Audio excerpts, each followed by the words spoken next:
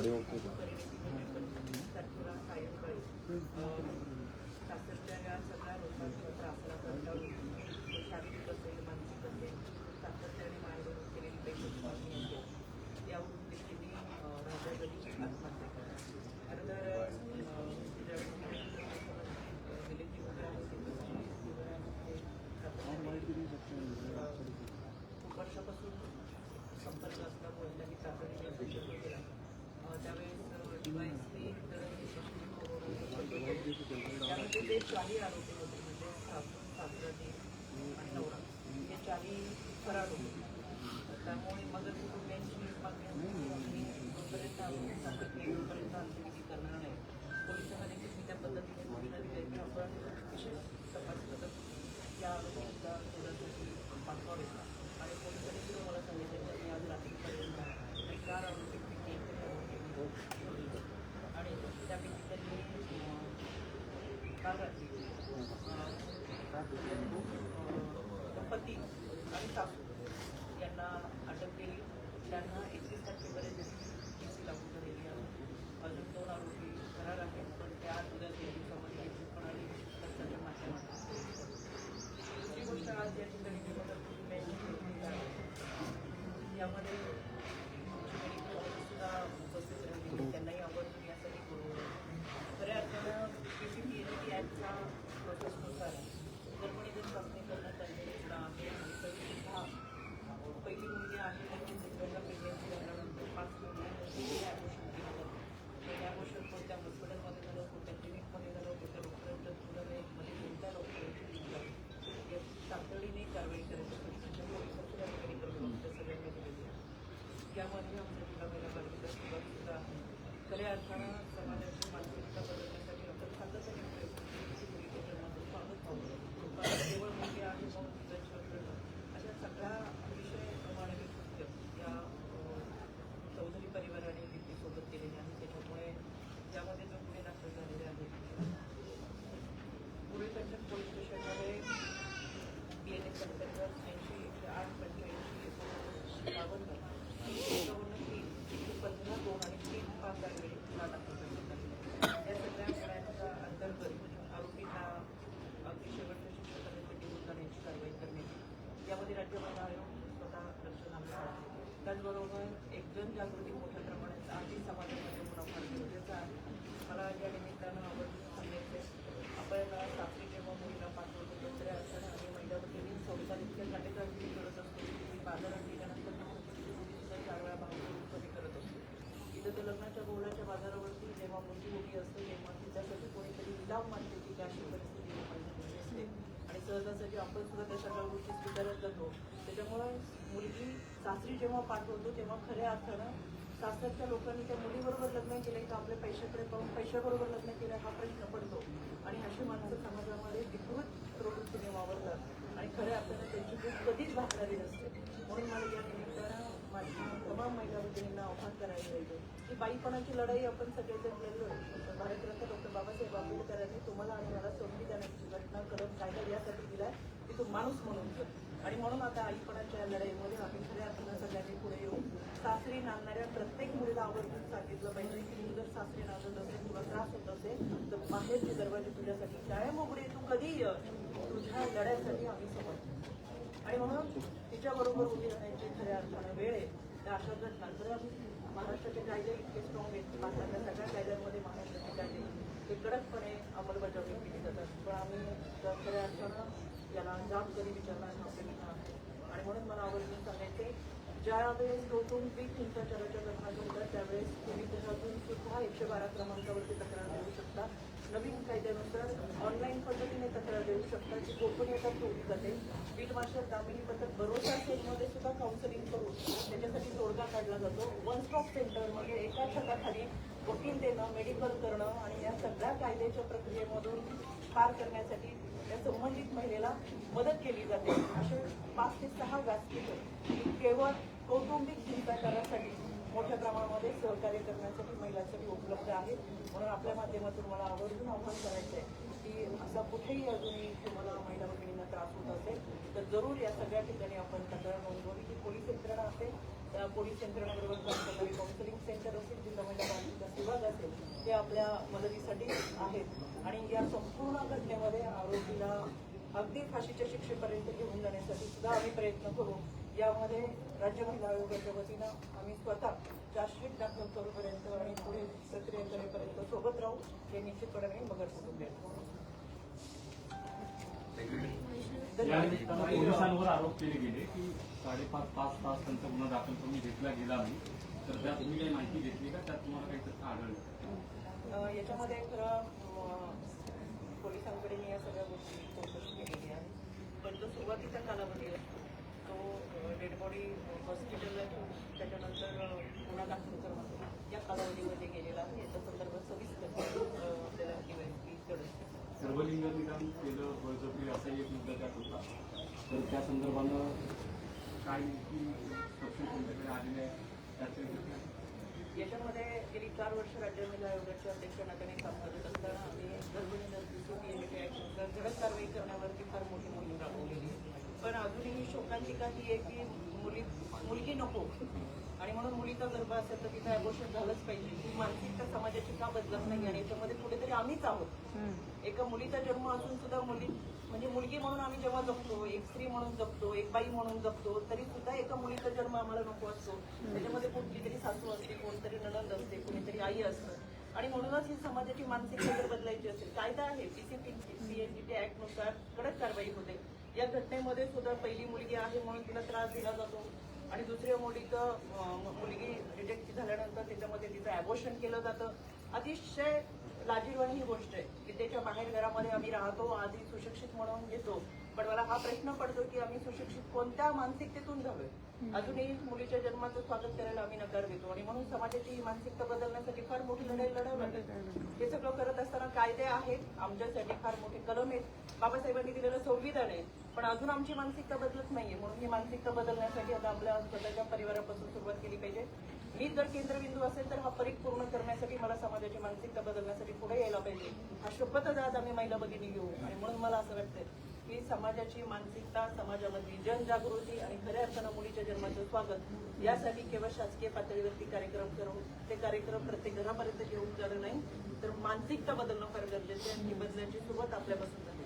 ताई, तुम्ही म्हणताय की दामिनी पथक आहे, हेल्पलाईन नंबर्स आहे, पण आपण जर पाहिलं तर वैष्णवी आगवणे प्रकरणात सुद्धा अनेक अशा गोष्टी झाल्या. चार्जशीट दाखल झाला, आरोपींना अटक झाली, याच्यातही आरोपींना अटक होईल, कोर्टाचे दरवाजे खोलले जातील. पण नेमका कायद्यामध्ये आपण कधी बदल करणार आहोत? कायदा कधी पारित होणार आहे? केंद्र सरकारमधनं कायदे पारित होतात, मात्र राज्य शासनाकडनं या सगळ्या बाबतीच्या शिफारसी कधी होणार आहेत? कारण आता या सगळ्या घटना ज्या आहेत त्या सातत्याने राज्यात आणि संपूर्ण ठिकाणी वाढताना दिसतात.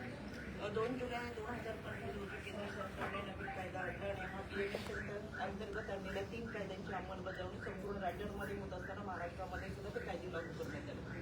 हे लागू करत असताना ज्या पद्धतीने मी आता सांगितलं की TV केस जर होत असेल किंवा घरामध्ये कौटुंबिक हिंसाचार होत असेल तर त्या महिलेने घराच्या बाहेर सुद्धा जाऊन तक्रार दाखल करण्याची भीती वाटत असेल तर ती ऑनलाईन पद्धतीने सुद्धा तक्रार दाखल करू शकते आणि ऑनलाईन पद्धतीने केलेल्या तक्रारीची दखल घेऊन कायदेशीररित्या पूर्ण प्रक्रिया पूर्ण करत असताना तिला संरक्षण देणं ही सगळी प्रक्रिया नवीन कायद्यामधली आहे. त्याच्यामुळे BNSCच्या अंतर्गत जर आरोपी आणि त्याच्यावरचे आरोप सिद्ध होत असताना दोषारोपपत्रासहित त्याला फाशीच्या शिक्षेपर्यंत घेऊन जाण्याचे अनेक कलम यामध्ये दुरुस्त करण्यात आलेले आहेत. त्याच्यामुळे गेल्या वर्षी हे कायदे सगळे दुरुस्त झालेले आहेत. इतकंच काय, हे दुरुस्त झालेले कायद्यांची अंमलबजावणी व्हावी म्हणून आम्ही स्वतः या नागपूरच्या पहिल्या अधिवेशनामध्ये सर्व अधिकाऱ्यांना ट्रेनिंग केलेलं आहे की जे नवीन कायदे आलेले आहेत BNSच्या अंतर्गत त्या कायद्याची अंमलबजावणी आपण कशी करावी. त्याच्यामुळे आता जे कायदे आलेले आहेत हे नवीन कायदे आहेत आणि अतिशय कडक असे हे कायदे आहेत. त्याची अंमलबजावणी ही निश्चितपणाने होईल आणि होत आहे.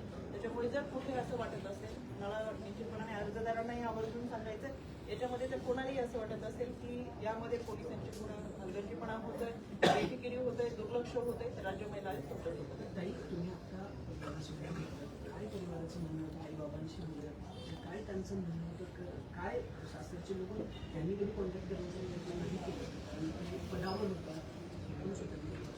त्यांनी कधी कॉन्टॅक्ट केलाय काढण्याचं काय सांगितलं? भाजपच्या पदाधिकारी तुम्ही सांगा की फॅमिलीने काय तुमचं खरंतर हा फॅमिली त्यांच्या माध्यमातून आमच्या त्यामध्ये बाबांनी मान्य केलं की खूप वेळा आमच्याकडे तक्रार केली, पण आम्ही कधीही तक्रार आम्हाला पोलीस यंत्रणेत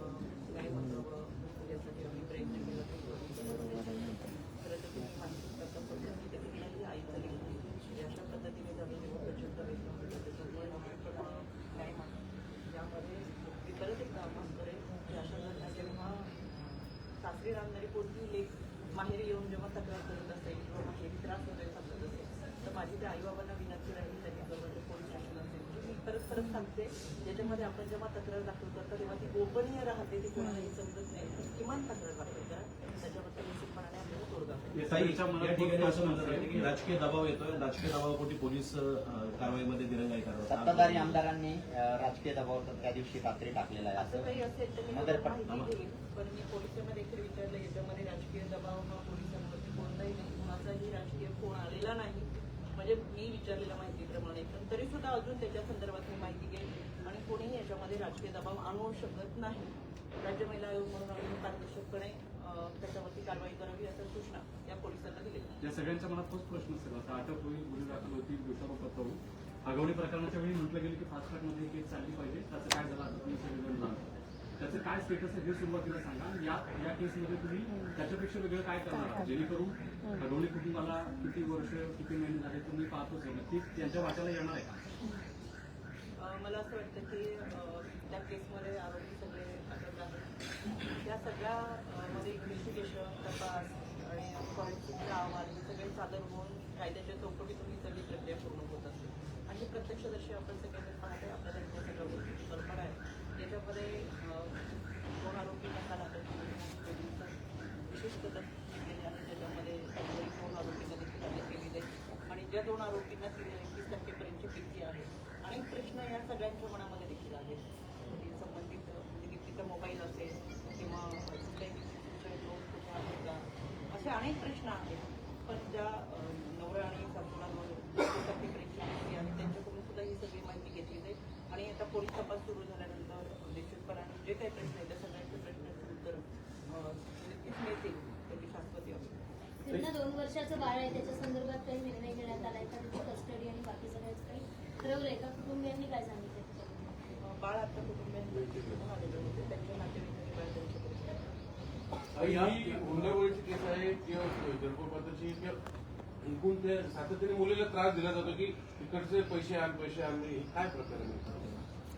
चंद्रकांत मी आता तुम्हाला सगळे डिटेल्स सांगितले की एफआयआर झाली अजूनही आपल्याला तपासामध्ये बऱ्याचशा गोष्टी समजतील आई वडिलांनी ज्या पद्धतीने तक्रार केली आहे मला बाकीच्यांनी त्यांचे बंधू बरेच त्या ठिकाणी ज्या पद्धतीने सांगितलं त्या पद्धतीने पूर्ण तपासामध्ये आपण नमूद केलेलं आहे त्याच्याही पुढे जाऊन पोलिसांना सूचना दिलेल्या आहेत की अजूनही त्यावेळेची मानसिकता थोडीशी वेगळी असते की सगळ्या गोष्टी आठवत नाही किंवा बऱ्याच ताण असतो पण मी त्यांनाही सांगितलं बाबांनाही सांगितले की अजूनही तुम्हाला असं काय वाटलं की कधी तुम्हाला काही सांगितलं असतं काही पुरावे असतील काही काही सांगायचं असेल तर ॲडिशनल म्हणून आम्ही निश्चितपणे याच्यामध्ये दिलेलं सगळ्याच गोष्टी एकाच वेळेस तपासामध्ये आपल्याला सांगता येणार नाहीत अजून आणि त्या सगळ्या तपास सुरू होत असताना बऱ्याचशा गोष्टी आपल्या समोर येतील मला असं वाटतं की आजच सगळ्या गोष्टींवर भाष्य करण्यापेक्षा साधारणतः पुणे कोणते नोंद झालेले आहेत आरोपी अटकेत येत आणि ही सगळी प्रक्रिया मी तुमच्यासमोर मांडलेली आहे अजून काही 2 आरोपी अटक झाल्यानंतर अजूनही बऱ्याच इन्व्हेस्टिगेशनमध्ये काही गोष्टी समोर येतील त्या निश्चितपणाने मी तुमच्यासमोर ताई, या प्रकरणाला पॉलिटिकल इंटरव्हेन्शन अजिबात आणायचं नसलं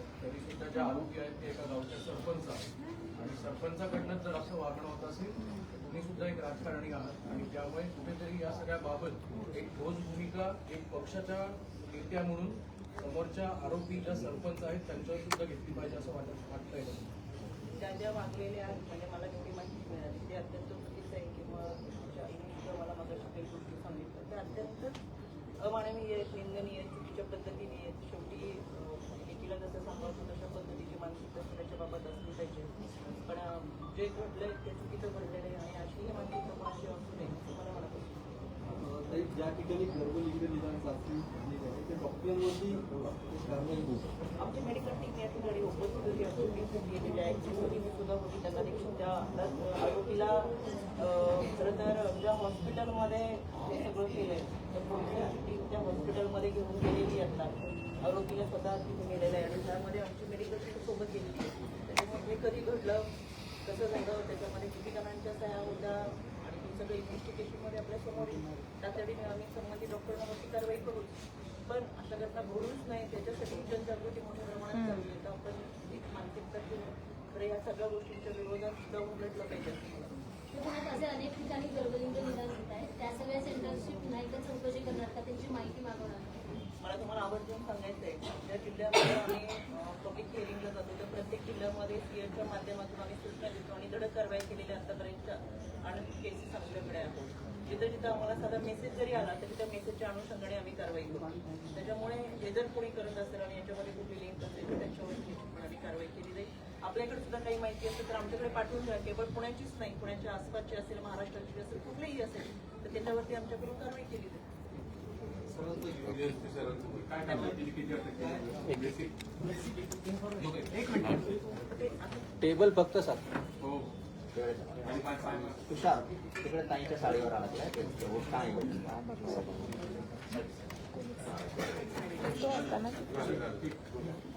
सर पोलिसांची प्रदेशामध्ये तक्रार दाखल केली. काय कसं त्या प्रकारे तुम्ही कारवाई केली आहे, कुठेपर्यंत तपास झाला आहे, किती आरोपीवर गुन्हा दाखल आणि किती आरोपी अटक?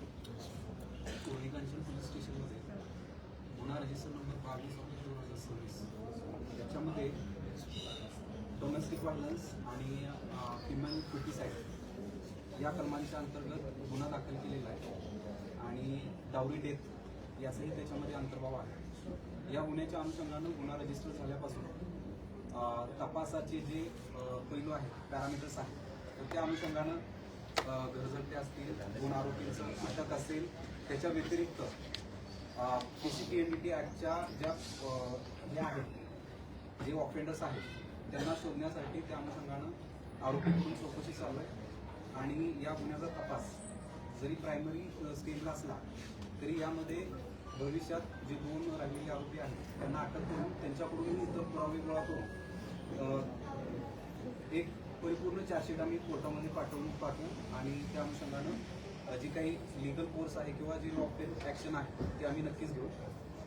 याच्यामध्ये मला एवढंच सांगायचं आहे की जे आपल्याकडं नवीन कायदे या ठिकाणी आलेले आहेत म्हणजे त्यामध्ये चॅप्टर 5 हा पहिला पिनल चॅप्टर जो आहे BNS मध्ये तो फक्त महिला आणि मुलांसाठीच नवीन कायद्यामध्ये टाकलेला. म्हणजे पहिली शिक्षणाची सुरुवातच महिलांपासून म्हणजे विमन फर्स्ट या पद्धतीनं नवीन कायदे डिझाईन केलेले आहेत आणि त्या अनुषंगानं त्याची अंमलबजावणी सुद्धा सुरू झालेली आहे.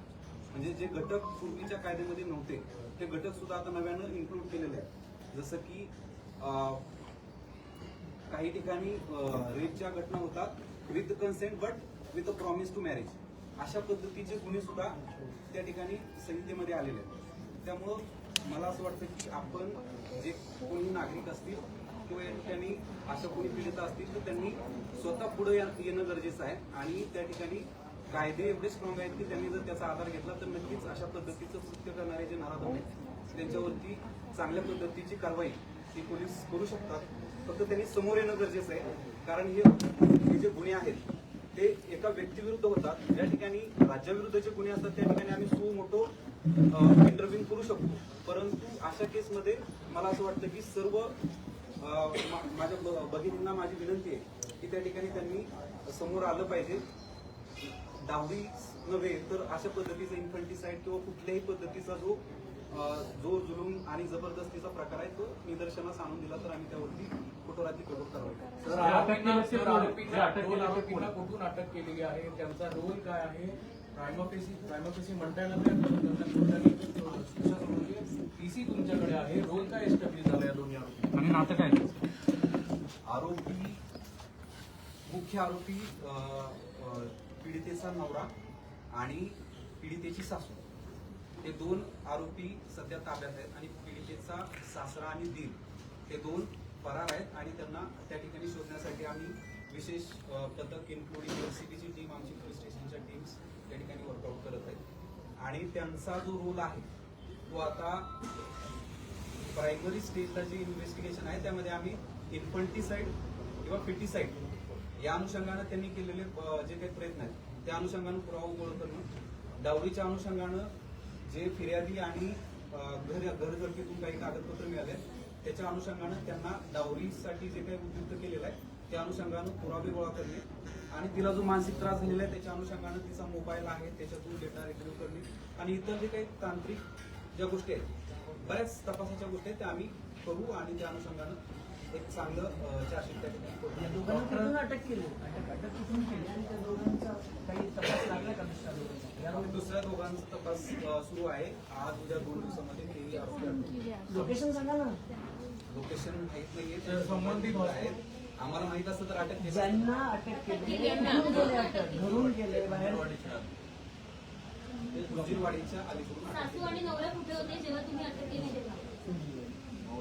गुजरवाडीच्या जवळून आम्ही त्यांना अटक केलेलं आहे नवरा आणि सासू यांनी. डॉक्टरांवर काही आपण चौकशीसाठी डॉक्टरांच्या चौकशीसाठी आमचे तपास अधिकारी हे त्या ठिकाणी हॉस्पिटलला गेलेले आहेत. आता ते झालेल्या घटना आहेत त्या अनुषंगानं तपास चालू आहे. तर त्या अनुषंगानं त्या ठिकाणी जे काही फॉर्मॅलिटीज कुठल्याही ठिकाणी टर्मिनेशन जर करायचं असेल तर फॉर्मॅलिटीज असतात आणि त्याचे पूर्ण डॉक्युमेंट्स चेक करून त्या अनुषंगानं ज्यांचा रोल आहे ते सर्व लोक आणि मेडिकल जे कुठलंही हॉस्पिटल आहे त्यांचा रोल डिफाईन करून त्यावरती कारवाई करण्यात येईल.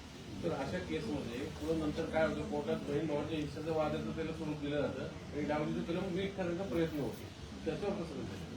डावरीचं कलम वीक करण्यात मी आता कोर्टाचं हे कोर्टाच्या बद्दल बोलू शकत नाही परंतु डावरीच्या अनुषंगाने आणि फिमेल फेटिसाइडच्या अनुषंगाने जे पुरावे आहेत तर ते जर मला असं वाटतं की ते स्ट्रॉंगली प्रूव्ह केलं तर ते कोर्ट त्याच्यावरती अप्रिशिएट करू शकतो.